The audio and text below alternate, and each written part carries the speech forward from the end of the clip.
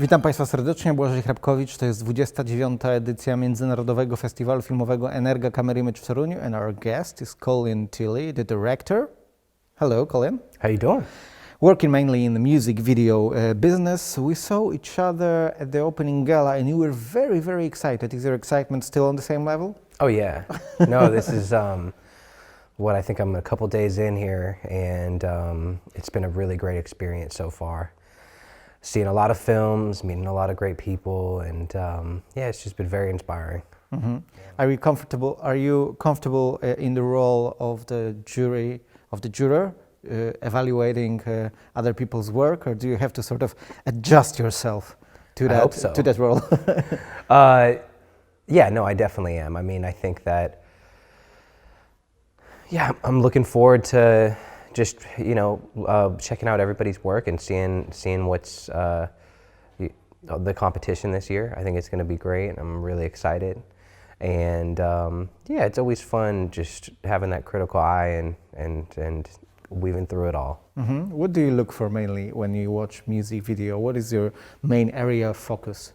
I think over everything, I just want to be able to feel something from the work. And I think that that's going to involve something that's visually stimulating, maybe a storyline or symbolisms, or oftentimes you can just feel right away when a filmmaker has a vision that they really want to make you feel something, and they put their heart and soul into it, and you can just feel that from watching. So I'm excited to see which films move me. Mm. Music video is, well, more often than not, a short form of art. And do you believe that because of that, not only but partly because of that, it is a great opportunity, or even it is a necessity to be to be condensed, of course, narratively speaking, but also to convey as many things as possible visually through some, symbols or images? Yeah, look, music videos are wild. Like you have 3 minutes roughly to tell a story or just create your piece of art with that amount of time. So it's really interesting, and I think for me over the years it's been a lot of fun to experiment with all the different ways that you can create a music video, whether it's completely visually stimulating, or you're telling a story in 3 minutes and having to create a 3-act structure within that space. Or are you doing something that's more based around symbolisms, and you're able to convey a message through imagery that keeps the audience guessing? And there's so many different ways about it, and that's what's so exciting. There's no cap to it. It's constantly leveling up. There's so many different ways to go, so it never gets boring, the process of creating a music video. So it's constantly evolving. Yeah, so you actually can construct a three-act structure, this traditional drama structure within 3 minutes of music video. Definitely. I mean, the way that I look at it, you're never going to be able to sink your teeth into each act as much as you'd like in a feature film. Mm-hmm. But I think that as long as I think that you can, oftentimes it's just, how can you be effective with those moments in order to really tell that story? And what are the things that you're doing to convey that? And oftentimes you don't get the chance to have anybody speak or create dialogue. So it all comes down to physical acting. And that's where it gets really exciting, and that's where the challenge comes into play.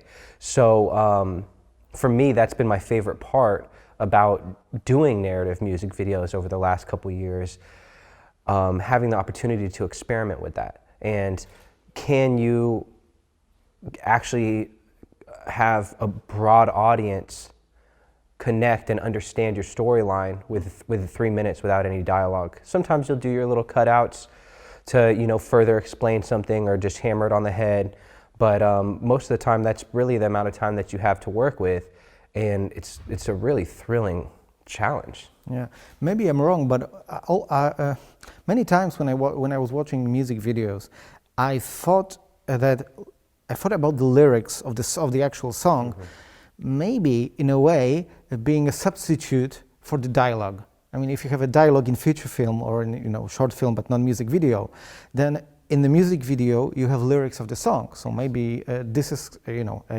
some kind of dialogue.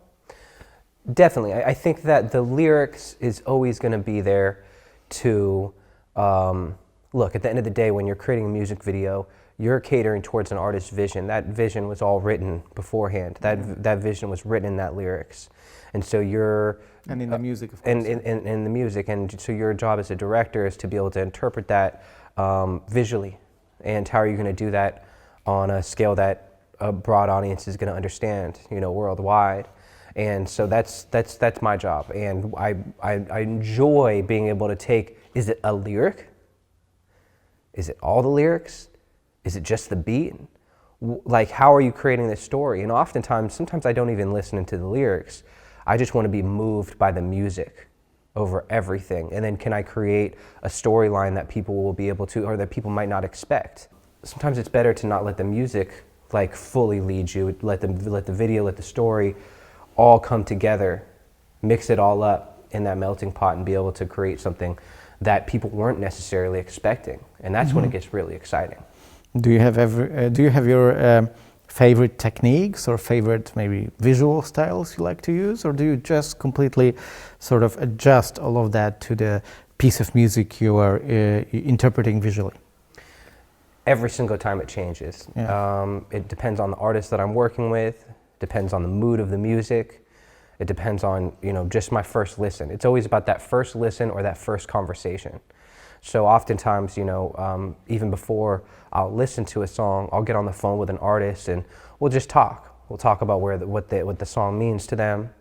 I have, you know, a different amount of questions that I like to ask them, so I can just get further into their head and try and get the paint so that I can start painting the picture. Just a couple colors, and then I can fill all the rest in, start coloring it in. And so the process is constantly evolving. And that's a process I really enjoy, and that's what's kept me doing music videos for the last 13 years. Yeah, from your experience, how much freedom do you get from the artists who, I mean, the artists who created the song, for your visual interpretation? Changes every time. Sometimes an artist will say, Colin, we want you just to do what you feel is right. Propose your best idea, let's do this. And, you know, 90% of the time they're going to be on board with it. Sometimes they'll challenge me. And sometimes an artist will come to me with a general idea of where they want to go with an idea, and then I'll have to take that idea and, you know, bring it alive in the way that I would bring it alive as a director. So every single time it's different. Do you believe you can also you know, fulfill yourself creatively in those instances and in those cases that the artist, in which the artist comes to you and says, "Listen, this is basically what I want, and I want you to realize that vision"? That's why, every single time, that's what makes me pick and choose the projects that I jump onto, because I have to make sure that I can see that same vision. And sometimes if I don't see what they see, then I won't do the project or whatever it is. And you know, I'm very lucky to be able to have that opportunity to choose which projects make the most sense for me, that creatively fulfill me, or else there's no point in doing it. So yeah, you know, sometimes I'll try and talk them into the direction that I see, and if it works out that way, then great, and if not, then we get up on the next project. How important is the rhythm and the beat of the song, of the music, for you when you're creating the music video, when you're creating your vision? Oh, I think it's huge. I mean, it's all about rhythm. It's gonna. Film is also about rhythm. It totally is. So that music, that beat, that's going to translate into the rhythm of my storytelling. That's going to translate into the rhythm of the blocking of the scenes. It's going to translate into the edit after we shoot everything.